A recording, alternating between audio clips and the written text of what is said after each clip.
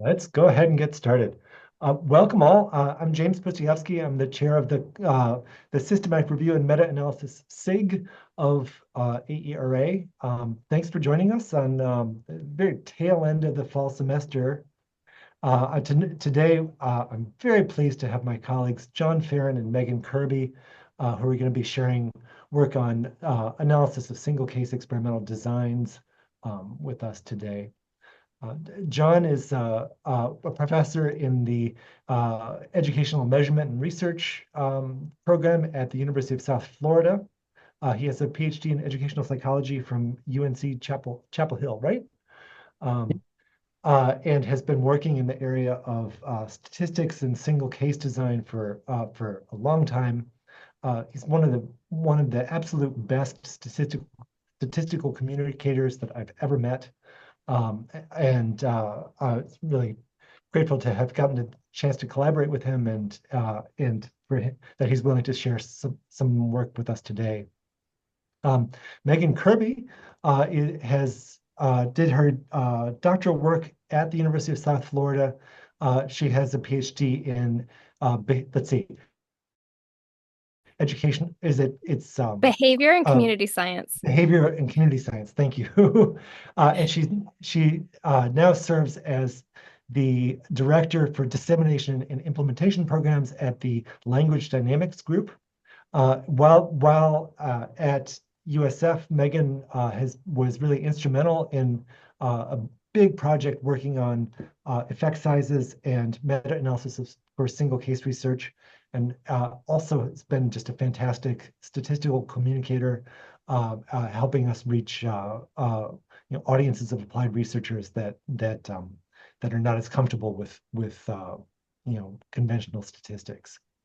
So I will pass it over to them in 1 second. We're going to follow our usual ground rules of have the presentation for about 45 to 50 minutes. Please feel free to leave questions or observations in the chat during the presentation. If it seems warranted, I can interrupt and call on you to ask a question or just read your question out. And then we'll also have time for discussion towards the end. So with that, let me pass it over to Megan and John. Thank you, James. I appreciate the introduction, and I also want to thank all of you that are taking some time out of your Friday to be here. I'm hoping that your Friday the 13th isn't actually unlucky and that you don't think of integrating single case design results into your meta-analysis as something that's unlucky. Before we really get started, I do want to acknowledge that a lot of what we're going to present today really comes from the work of a larger group of people. So Megan and I were two of the people who worked on this methods guide for effect estimation and synthesis of single case studies. But we had other people here at USF, Lodi Lippin in particular, who worked with us, James and Man and Paulina at University of Wisconsin, and Wendy Mihalacek at University of Oregon. So if you would like more details, we would encourage you to go to this methods guide for more in-depth treatment of some of the things we'll talk about today. Now, having said that, I'm going to turn it over to Megan to get us started with the content. Perfect. So I'll orient you too that we're going to have quite a few QR codes. So if you are interested in the resources that we are going to be talking about, you can just scan them with your phone and open up one of the many windows that I'm sure you already have open, and just try to get to it later. And this is the first being a link directly to that site. James, I know that you have that link too. If you can put that in the chat for everybody in case some people are not a fan of QR codes. Yeah, we'll do. And Perfect. we can share the presentation afterwards also if y'all are. Great. Yeah. Yeah, it's amazing. So I would like to get that out there. Okay, let's go. Right, so I'm gonna just jump right into it. How many of you, you can raise your hand if you're adept at that or put it in chat. How many of you are familiar with or have done meta-analyses or systematic reviews with single case designs? I will change my behavior according to my audience if it's a lot of people, but okay. No one's jumping. Perfect. All right. This is, yeah, just like, all right. So going to the root of this, single case experimental designs, N of one trials, single case designs. In the past, it was called single subject designs, but we have progressed and changed our language to be less colonialistic. So these are going to be referring to a collection of research methods that were originally developed for the study of intervention effects on individuals. And early on, it was the study of lead effects on learning in chimpanzees, and then eventually to humans. And so they've been around for quite a while and used by researchers who are really also interested in developing interventions across a variety of fields. They're necessary when researchers are interested in studying special populations. Think about some really rare disease or condition, and there aren't enough to get a good sample for a randomized control trial or even just a group design. So perfect for that. They're also great when you are a practitioner researcher. So when I was a classroom teacher, later I worked in a group home, I would use single case methodology to collect baseline data and then intervention data when my students or my clients had a medication change, right? Or a new educational program that was put in place. And so I would be graphing the time series data, right, across time. Now, the purpose too for these is to really make data-informed decisions as a practitioner. But for researchers, especially for the design of interventions, we're looking to see, is it effective? But we can get down to the nitty-gritty that group designs cannot of for whom is it effective, right? And so there's also pragmatic purposes for their use. If I'm designing this new intervention, like brand new, there isn't anything that I can base it on. Those really stink because it takes a longer time. You have this iterative design of your intervention. I don't want to spend all the money. I may not have any money, right, for a larger trial, and in that case, I just want to test out certain ingredients of the intervention to see which one is going to be effective. And group design's expensive. Single case design's less expensive, and they're also faster. So really great for pilot testing. Now, what they have in common, and what you just saw on the past screen, these are two more, are all the repeated measurements of an outcome across different intervention conditions for either one case, so it could be one case, or multiple cases. Like we see right here, you see 4 cases in this design. I'll orient you to the graphs in the next slide. Now, outcomes are typically, they should be observable and measurable behaviors. Cases tend to refer to an individual participant or a group of participants. For example, I could study the effect of a single intervention for a single participant, and I could do it across different settings, right? So I could study, this intervention for this person, and does it work at home? Does it work at school? Does it work in the community? Let's say at the grocery store. I would then graph the outcomes for whatever behavior it is that I'm measuring that I can observe in real time for that individual. Or I could investigate, and this is what people have done, a classroom reward system like the good behavior game. And I could look at the effects across groups of students. So rather than Brett, I would have like group 1, group 2. So, and those groups, each group would be considered a case, right? So they sit together, they work together. Now, the way data are collected, that matters, fidelity matters, but the way they're graphed also matters. Here, let's take a look. There's a time variable, right? So the x-axis is always going to refer to the time in which that data point refers to when the data were collected and plotted. Now, this is ideal, consecutive calendar days, because I can see over like time and I can understand the trend and that there's no gaps. Days, a little fuzzy. We'll get to the next slide and the hill I'll die on. But then I want you to also look at the y-axis, and they are normally consistent in terms of, they should be equal sized. And they're consistent across all. So what we see, and if we're making a visual analysis of effect, I can trust that things aren't stretched in a way that would be misleading, right? Now, there's this dotted line here. That's called a phase change line. Single case designs work in the way that an individual their data are compared to their own. So baseline is the control. So in absence of intervention, in this particular case, this is the correct writing sequences for writing a sentence. They're getting worse. So 3 data points are getting worse.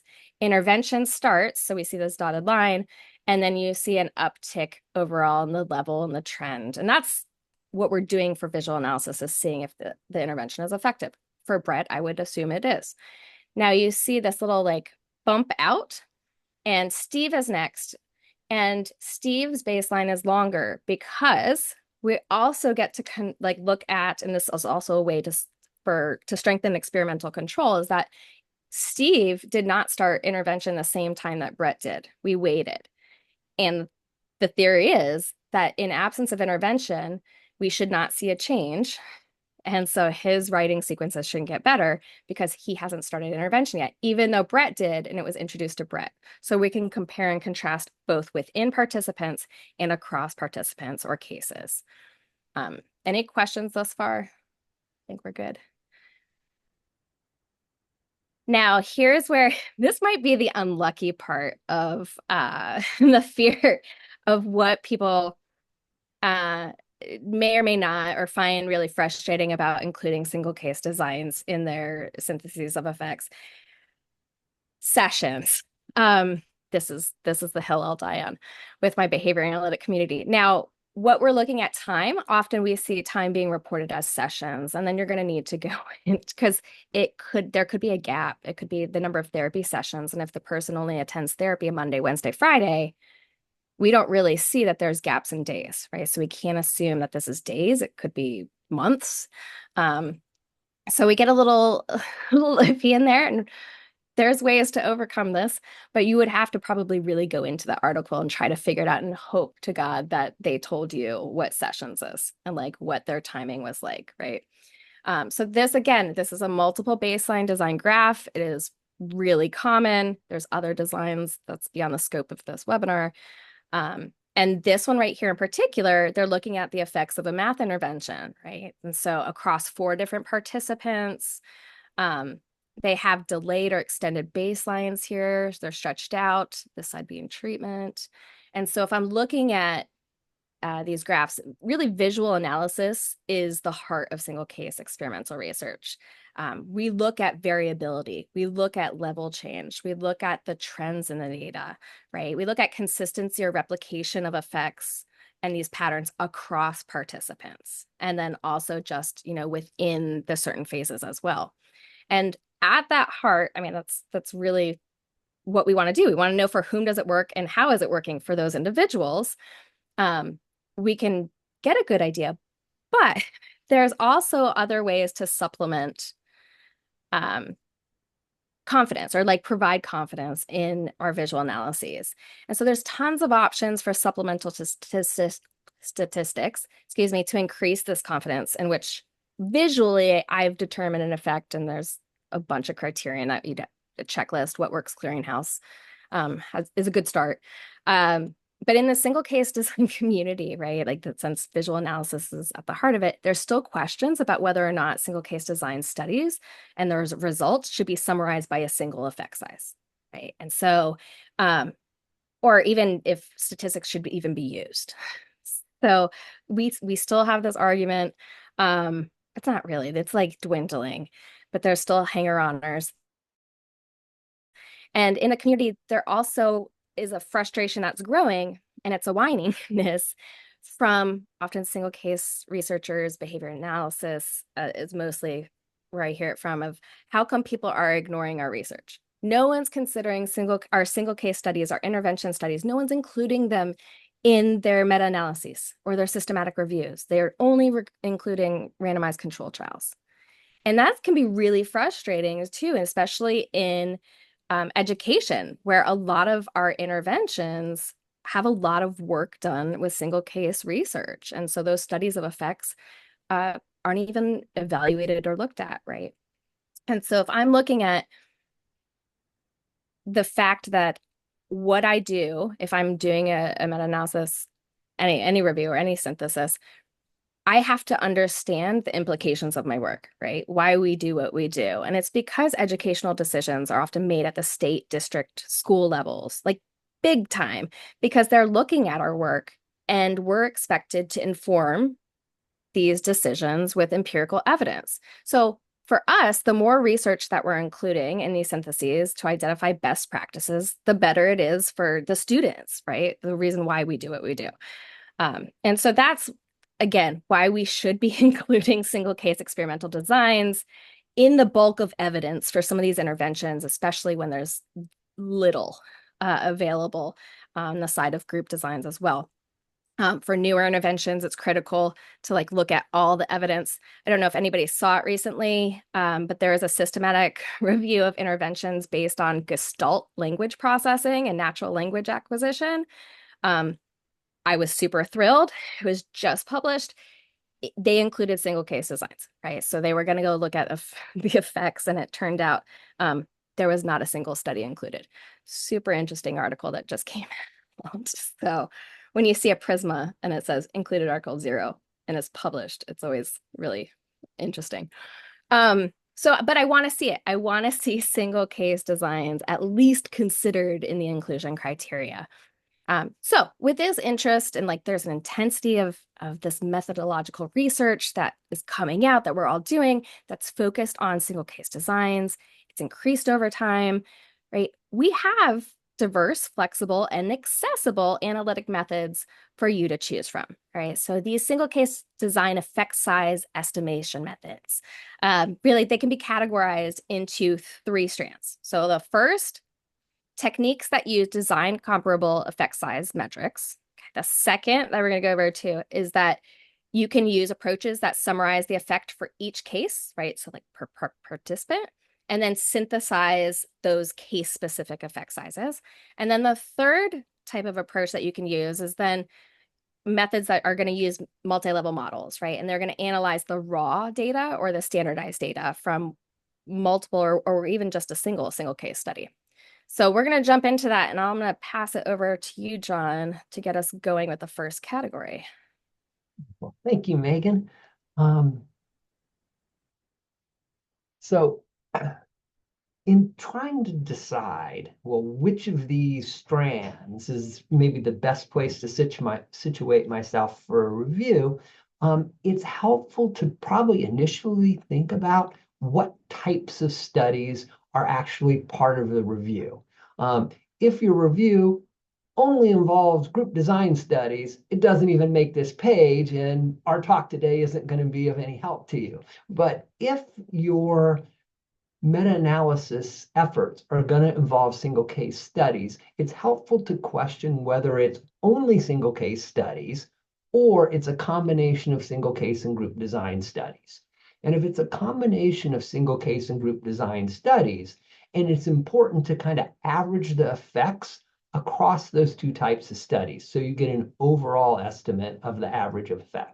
If it's reasonable to do that, then you really want to get into the literature on design comparable effect sizes and the techniques for really coming up with an effect size from single case studies that's on the same sort of scale or has the same metric as the effect sizes that we use in group design studies, so that we can then aggregate those effect sizes. When you do that, you end up collapsing across all the cases within a study to come up with a single effect size for the study. And that works fine in the sense of, wanting it to look like a group design study. But you lose information about variability between individuals in the size of the effect. And so if you're wanting to just meta-analyze single case studies, there's some reason to say, oh, well, I don't necessarily want to average initially the effects across everybody in the study, but I'd rather come up with an effect for each person. So if you only have single case design studies, you've got a couple other options. One of those options you can use is in a situation where you've got really different types of dependent variables in different single case studies. So one of them is a count of problem behavior. And another one is a percent of time that a student is engaged in some non-desirable behavior. So they're on different types of scales, and you want to put them together in a meta-analysis. What you can do is you can calculate a case-specific effect size for each individual on a metric that then allows you to put things together. So we'll talk a little bit about that. But sometimes you run into a situation where everybody's using the same dependent variable. So if everybody's using words read correct per minute in the set of studies that you want to analyze, well, then you could extract the raw data from the graphs in the studies, or hopefully they've archived it somewhere so you can go directly to the raw data. And if you have the raw data from the single case studies, you could then fit a multi-level model to that data. And so what we're going to do is we're going to talk a little bit about each of these three kind of ways of including single case studies in meta-analyses. But I wanted to point out at first that they really have some different purposes. So it's good up front to decide for my particular situation, which of these approaches is most consistent with what I'm trying to accomplish. So design comparable effect sizes. With this particular technique, the main thing that you're trying to do is say, well, what if instead of doing a single case study, I had done a randomized experiment? And I want to, if possible, from the data of my single case study, estimate what the effect size would have been had I done that RCT sort of study. And that involves some decisions. You have to decide kind of, oh, well, when would the pre-test have been? When would the post-test have been? So you have some decisions to make along the way, but you can often extract from the single case data an effect size that would be like the kind of effect you would have gotten had you done the randomized control trial. And these are generally referred to as between case standardized mean differences. Now, if you get into using this particular technique, there's a few things to kind of think through up front to decide whether or not the data that you have are really appropriate for using the techniques that are available. So one of the things you really need to have is you need to have single case studies that have multiple cases. So in this example over to the left, we've got Martin, we've got Alan, we have John, we have 3 different participants who were part of this multiple baseline study. By having different participants that are part of the same multiple baseline study, we can get an estimate of the between person variability, which is key for calculating this sort of effect size.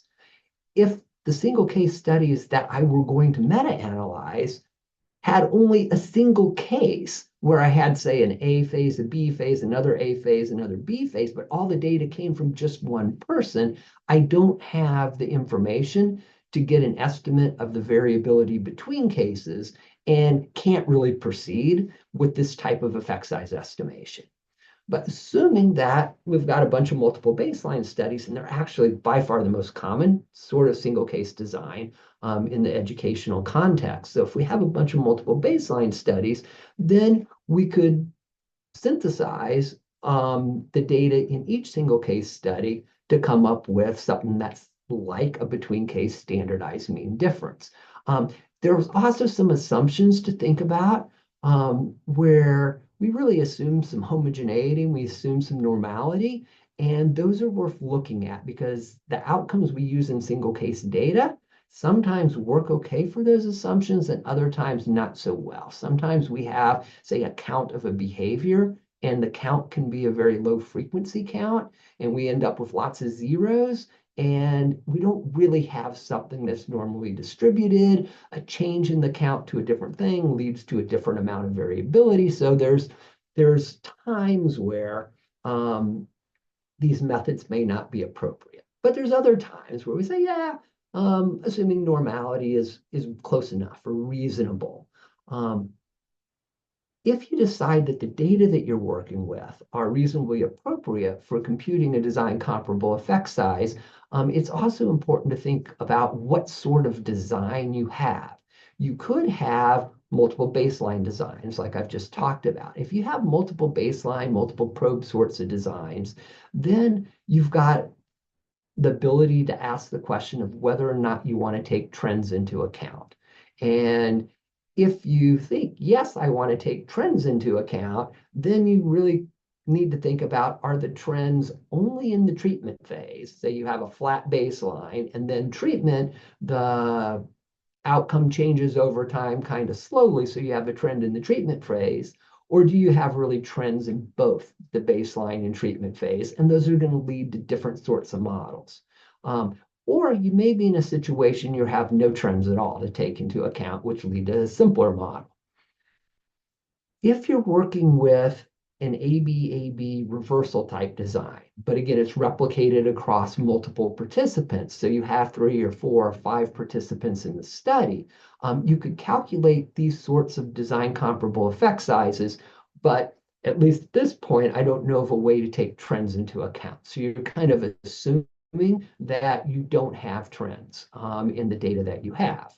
And then you also have questions within the modeling about whether or not you want to let the effects vary across the cases. It's a simpler model if you assume a common effect across the cases, which helps a bit in estimation, but it may be in some situations a more realistic model to let the effects vary across the cases. So my point here is that we often talk about design comparable effect sizes as if they're a single thing. But in reality, there's a whole bunch of different underlying models that could be used depending on the design of your study and the assumptions you want to make about trends and the assumptions you want to make about variability of effects that can be fit to the data in order to allow you to estimate a design comparable effect size. Now, if you want to calculate one of these or play around with calculating one of these, there is a SCD-HLM application that is available to you for use for free. And I think it's pretty easy to use. And in order to use this app, we've got the website here, but you also need to have data that you want to calculate your design comparable effect size for. So over on the left, you see a data sheet and you see kind of the typical data setup that's needed for the use of this app. There needs to be an identifier for the case that the data is from. So our first case comes from Ben, and then below that is Abernathy and so on. So for each case, you have a series of rows. You usually start with the baseline observation. So you see in that second column, there's B's for the baseline observations for Ben, and then there's I's indicating the intervention observations for Ben. Then in column C, there is a session number. So the first session, second session, third session through time, up to 14 for our first participant, Ben, and then the outcome variable and the values that were obtained on that outcome variable. Assuming that you have data in that sort of format, you can go into the app and you can upload directly a file. You've got a couple of choices here. We uploaded an Excel file, so you can see why that button there is picked for a .xlsx file.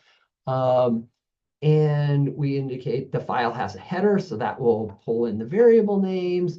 And then what you do over on the right hand of the screen that's on the left is you specify what kind of single case design you have. This example is from a multiple baseline design. You indicate the variable name for your case identifier, the variable name for your phase identifier, and you're just picking these out of a menu because it's read all the column headers. So you make sure that the app is recognizing what column the outcome variable's in, for example.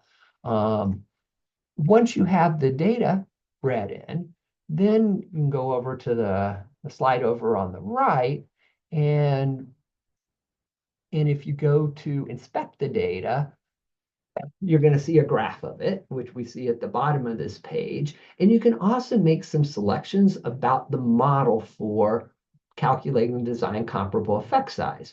So for the baseline phase, we've picked from the type of time trend menu, just level, indicating there is no trend. It's just a flat level line for baseline. And then for the treatment phase, we're also selecting for the type of trend that it's level. So this is the simplest sort of model where you don't have time trends in either phase.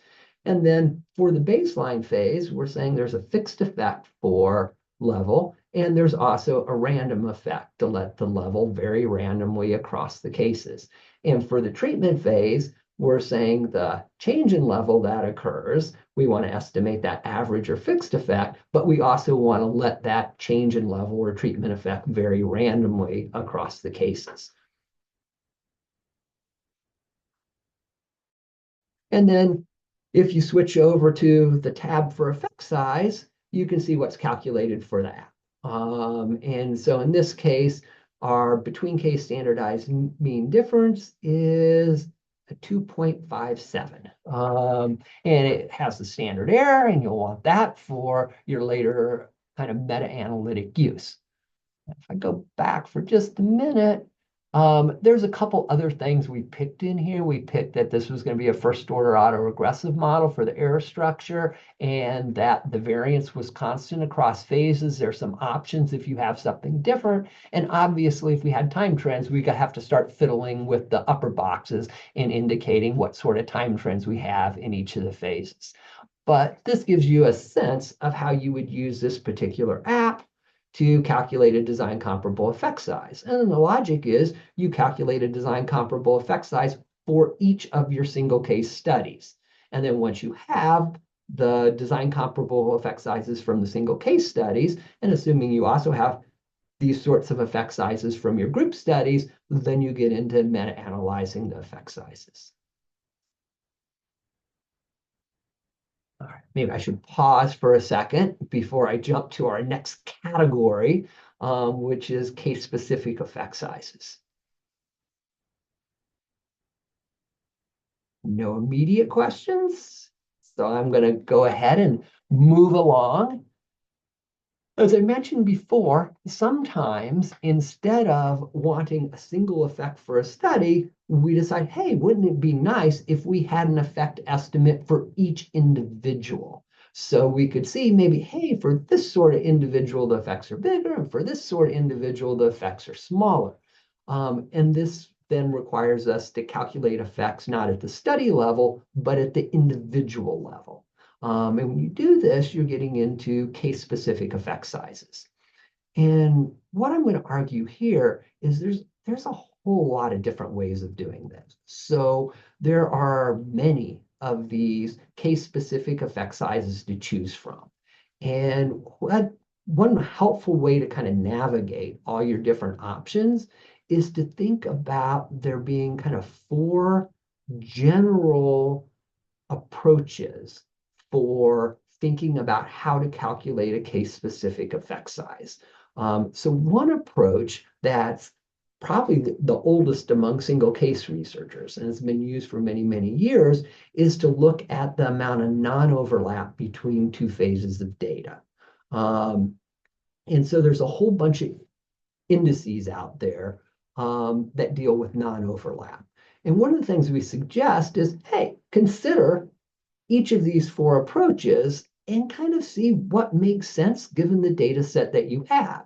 So let's say we consider non-overlap. Well, do the non-overlap indices align well with a visual analysis of the data? So you go back and look at the graphs like Megan was showing before. There's been some critical articles written in the single case literature about, well, sometimes effect sizes don't capture what we're seeing in a graph. And that's understandable. Anytime you take a whole bunch of values and you summarize them with a single value, you're going to lose some information. But it's troubling if what you're trying to do is say this number best represents the size of the effect, and when people look at the number, it doesn't match with the effect that they're seeing in the graph. And so one of the problems that you could have with a non-overlap index is you hit the ceiling of the index as soon as there's no overlap. And so you could be looking at a multiple baseline study where case one shows an effect and there's no overlap between the baseline and treatment values. Say all the baseline values are 0 and all the treatment values are non-zero, so there's no overlap. You're at the ceiling of the measure. You go to the next case and same sort of thing. There's no variability, really, baseline's at 0. The treatment values are non-zero, so you get the same value for the effect, but for that second case, the values are much, much higher in the treatment phase than they were for case one. So visually, we think, oh, case two experienced a bigger effect, but our effect size number is exactly the same for both cases. So hopefully, when you're looking at kind of congruence between the effect size and the graph, you come away saying, yeah, this captures pretty well what's happening in the graph. If it doesn't, then maybe this isn't the best metric for you to use for the data that you're working with. Assuming that it does line up pretty well, then you do have questions about whether or not there's trends in baseline. And if there are baseline trends, then you're going to want to do some sort of adjustment for it. Whereas if there's not baseline trends, then you don't have to worry about adjustments. And then what we've indicated is, okay, if there is, say, a baseline trend, you could use this tau index with a baseline correction. If there's not a baseline trend, you can use the non-overlap of all pairs or this tau index that don't have trend adjustments as a way of indexing non-overlap. Standardizing may be more familiar to many from this group who work in the group design world, where you just say, hey, I'm going to look at, say, the mean difference between the treatment phase observations and the baseline observations, but I'm going to divide by a standard deviation. And in this case, it would be a standard deviation based on the variability within the person.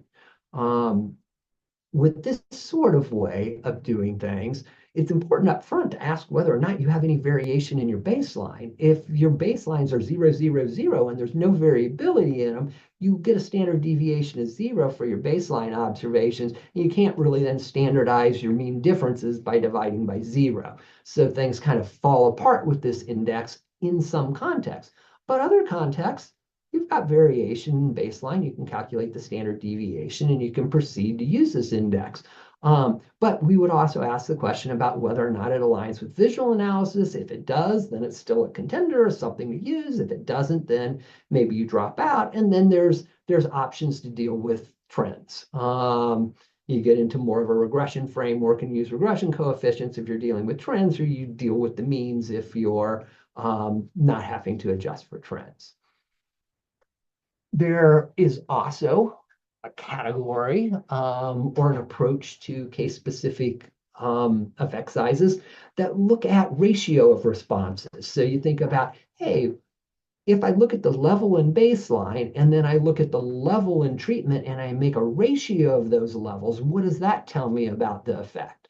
And for this sort of approach to work well in terms of indexing the effect, you need to have outcomes that they really have a true 0. They're really on a ratio scale. And luckily, a lot of single case studies, that's the case. We're doing account of behavior. 0 really means 0. And we can make ratios. We're looking at percent of intervals that have appropriate behavior. And again, there's a true 0 on the scale. But there's other outcomes that are used where there isn't a true 0, and this metric is not going to work as well. Again, we would argue, look at the degree to which the numerical values that come up when you calculate effect sizes match with your visual analysis. And again, there's this consideration about whether or not there are trends in baseline. And if there are no trends in baseline, then log response ratio, which can be converted to percent change, is a nice way to index effect with these sorts of outcomes or this class of effect sizes. Trend adjustments, as far as I know, haven't been worked out yet or aren't readily available. I know they're not available in the app at this point, at least. So that's the third category. Fourth category is there are goal attainment indices out there. For these, you're kind of conceptually saying, hey, let's say we have a problem behavior. We want to extinguish the problem behavior. We want it to go to 0. So our goal is 0. What percent of the way do we get to that goal? Do we get halfway there? Do we get 3/4 of the way there? Do we get only 10% of the way there? But in order for these to even be defined, you have to have a goal. And so for many of our single case outcomes, there is a clear goal. Other times there's not, in which case these sort of indices don't really make any sense. There's not really a non-arbitrary way to define them. Again, you can look at alignment with visual analysis.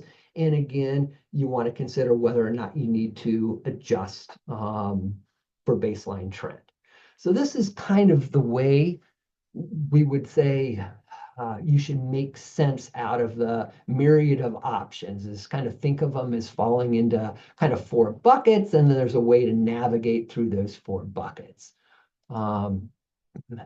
This page, so I'm not going to spend too much time on, is trying to show that if you start thinking about the concerns that have been listed in the literature, and then trying to map them up with different case-specific effect sizes that are out there. You never just come up with smiley faces, that there is the magic effect size that works across all conditions. If there was a perfect one that worked across all conditions, we would just have one case-specific effect size, everybody would use it, and our job would be much easier today. We'd say, if this is the way you want to summarize your single case studies, use NAP, or use this within case standardized mean difference. But what happens is each of these effect sizes has its weaknesses and its problems in certain situations. And the smiley faces means works pretty well for this particular thing. The sad faces means it does not work too well at all. And the not so sad, not so happy faces are kind of in the middle. So, for example, there are ways to adjust for baseline trend, but the baseline trend adjustments assume, for example, the trend is linear. That may or may not be the case. So it's better than no trend adjustment, but it's not necessarily the best trend adjustment. Many of these will allow you to calculate standard errors. That's good. That's much better than not being able to calculate a standard error. But the standard errors tend to depend on independence assumptions, which may not make sense in some contexts with single case studies. So again, there's more work to be done and lots of options. Now, oops, I'm on the wrong. If you wanted to compute these single case, case-specific effect sizes, there's again a calculator for you, and you can go and use this calculator. And we have an example coming up. Say that we have this data from this reversal study with A phase, a B phase, another A phase, and a second B phase. If we wanted to calculate the effect between the first A phase and the first B phase, we could put the data for the first A phase in the data input for phase A, the data from the first B phase in the input for phase B, and then we can pick under effect size the kind of effect size we want. If we want a non-overlap effect size, and particularly the NAP, what we've chose here, then it calculates the effect size for this particular example is 1 because there is no overlap. It gives us a standard error. It gives us a confidence interval. And then we could go through and we could pick any of the other effect sizes that we're considering. This is a summary of a whole bunch of case-specific effect sizes calculated for each of the transitions between phases in this design. So going from A1 to B1, we see the NAP value is 1, the standardized mean difference is 2.6, the log response ratio is negative 1.48, which can be converted into a percent change of negative 77, and the percent goal obtained is 79.1. When we transition from the B phase, back to the second A phase, we get a different set of effect sizes. And then when we transition from the second A phase to the second B phase, we can again calculate the effect sizes and get another set of effect sizes. And one could consider in their meta-analysis either picking the effect size that makes the most sense given their outcome and is most consistent with what they're seeing in the graph, or they could present the results for multiple metrics, recognizing that each of these has some strengths and each of them have some limitations and would allow you to think about the effect potentially in a couple different ways.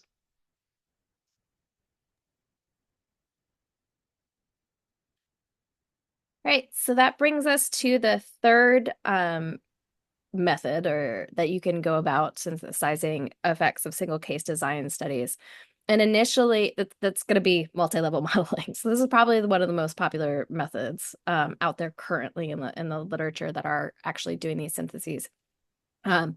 So initially, we had 2-level models. They were developed, just look at those single case design studies with multiple participants. So multiple baseline designs, those observations are nested within an individual participant.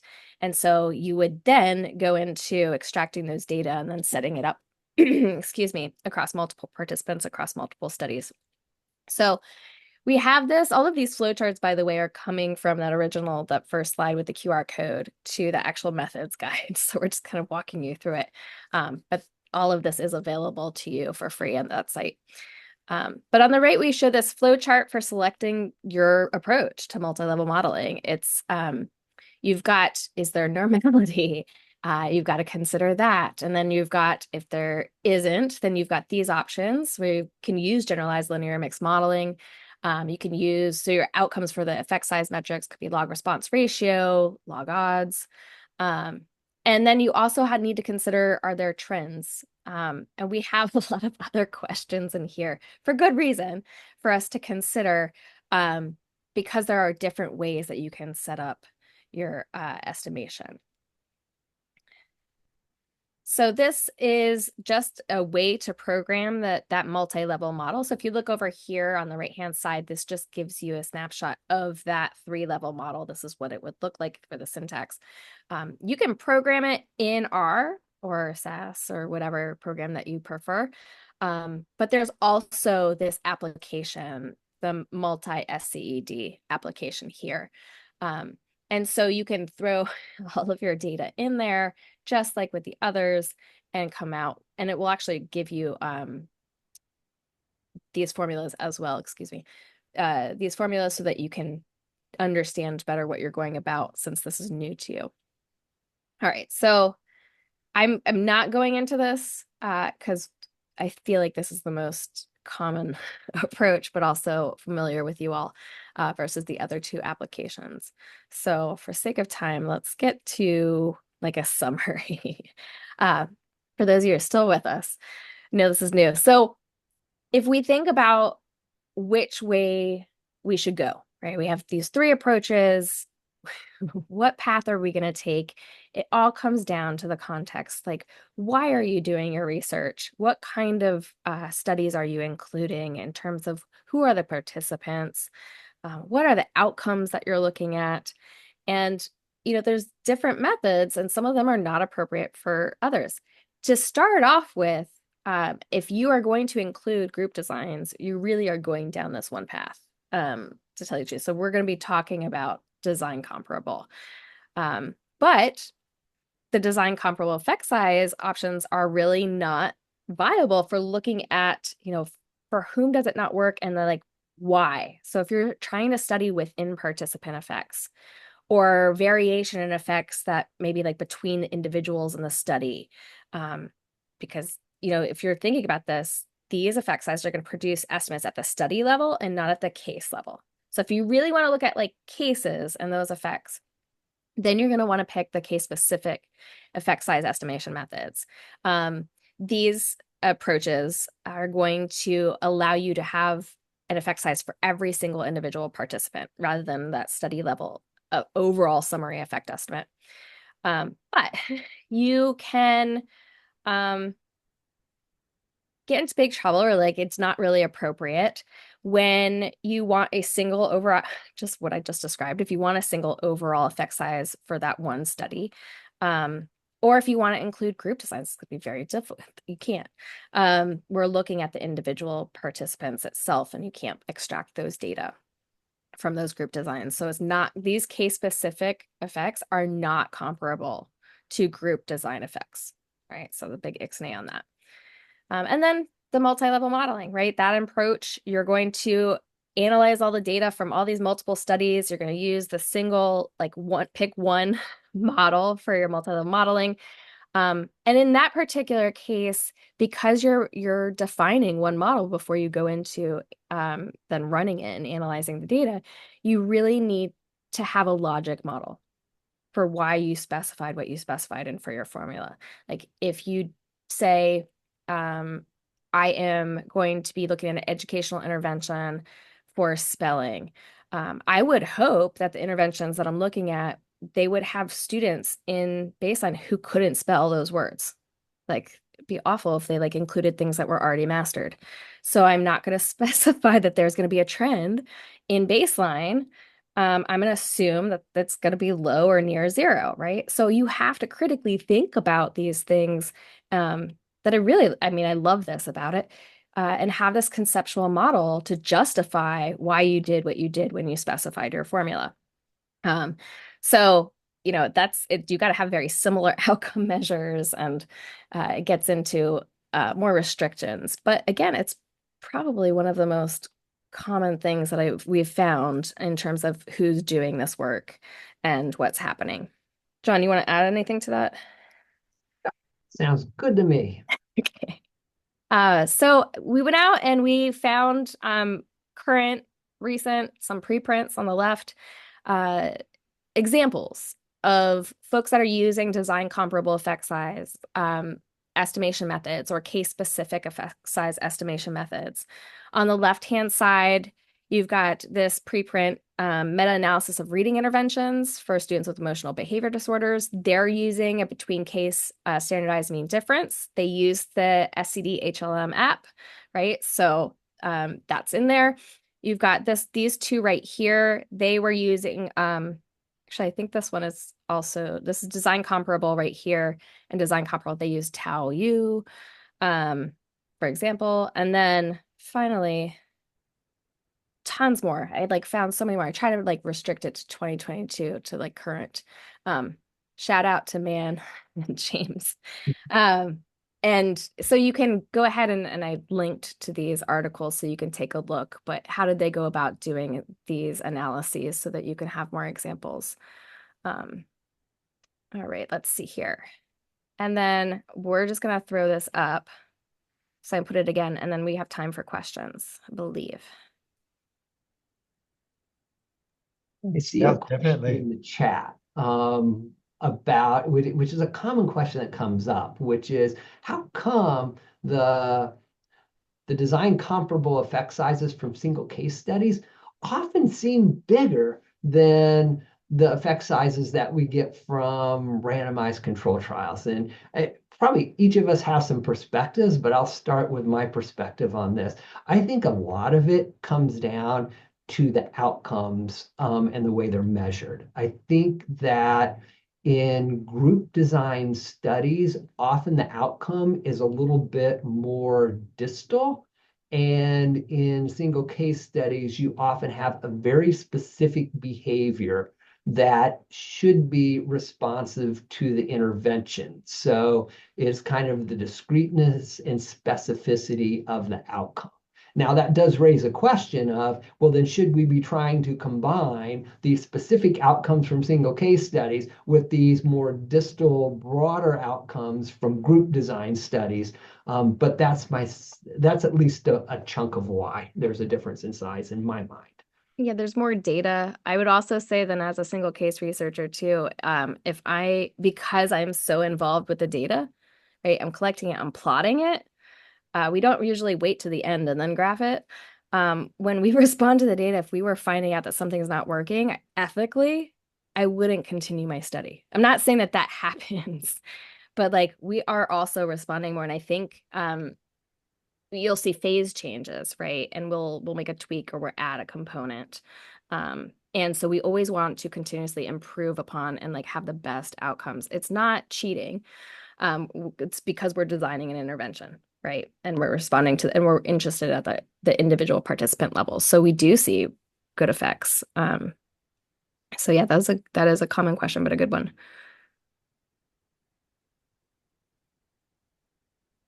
Any other questions? You have thoughts on that, James? No. Really? Yeah, I got thoughts on it, but I 3 think minutes? they're highly overlapping with y'all's thoughts. And so Bias, yeah. and nap close to 0.5 there. Yeah. I was going to add something though that if folks are interested in this option of you doing multi-level modeling of raw data, we had a presentation a couple of years ago at this point from Mariola Moyert, who's a methodologist that is very active on this sort of branch of work. She came and gave a presentation to the SIG, so I'll put a link to the chat. Oops, or a sorry. link in the chat to that seminar. We have a recording of it on our website. I feel like she is one of the examples that I pulled. She is. Yeah, like you can't not. Wolfgang comments in the chat, right? That so this is on this issue of so more effective interventions, or like because of the measurement issues and sort of the responsiveness of single case designs, that if you then do a meta-analysis that includes both group designs in single case, you can get something that looks like publication bias because the standard errors of the single case studies will tend to be larger than the standard errors from the group designs. So that creates like a small study effect or a asymmetric funnel plot that can be indicative of publication bias, but it also has these other explanations. So definitely something to be cognizant of if you're embarking on one of these syntheses where you're trying to compare across designs. If I were submitting to a journal, I would absolutely ask for a reviewer who is familiar with single case. And you can do that. So if you guys are considering this, make sure that you do that up front. So you're not getting someone who just is familiar with, syntheses with group designs, and then they see that funnel, so be proactive. Other questions?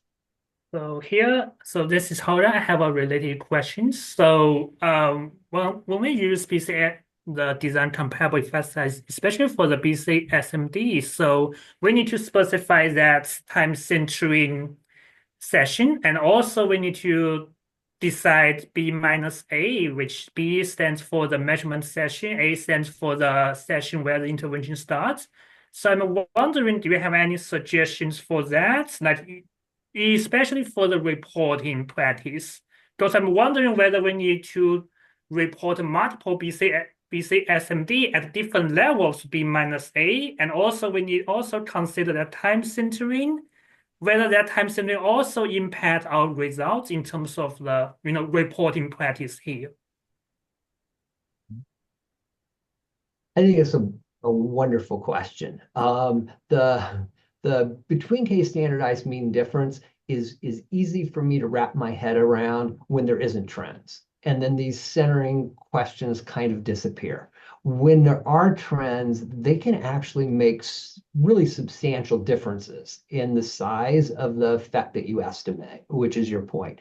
And I think there's a couple approaches potentially to get more comfortable with it. One is to kind of do, as I think you're suggesting, more kind of a sensitivity analysis and see for a range of reasonable type randomized controlled trial studies that could have been done, where maybe, hey, the the pre-test was here and the post-test was here, what does it look like? Versus what if the post-test had been a little bit earlier, the post-test had been a little bit later, what does it look like? So you really get an idea of the sensitivity of the effect to those kind of choices. The other way is if you look at your group studies, and there seems to be like kind of a common understanding of this is how long the intervention takes, and you've got some similarity in kind of here's pre-test versus when post-test is, then you may be a little bit more confident about how you center those variables to make it look like what's going on in the group world, and then you center it that way. Okay. Thank you. In that methods guide, we go into like pretending. So we do like a pretend, we would get all the cases and we encounter a problem very similar to what you're saying. And then we have a write-up of to like what the results would, how would we rate the results if we were reporting this as well? So I do want to throw that out there that it's, we did that on purpose because we're going to run into it. Good question. We're right at the hour, so if folks have other questions, feel free to stick on for a minute. But we'll wrap things up here. Thank you all for coming. We will be back in the new year. We've got 4 seminars scheduled for the spring semester. You can see the full schedule of upcoming talks on our website. Which I just linked to in the chat, and we're covering everything from qualitative meta-aggregation approaches to issues in selective reporting and individual participant data meta-analysis. So I'm really excited about our upcoming talks, and also very grateful to John and Megan for taking the time to share this work with us today. Thank you once again for coming and presenting. Thanks for allowing us to share it. Absolutely. Thank you. It was enjoyable to be here. I appreciate getting to see everybody virtually. So, and I can stick around for a minute if there's still a question or two, but I know everybody's got lots to do this time of the year.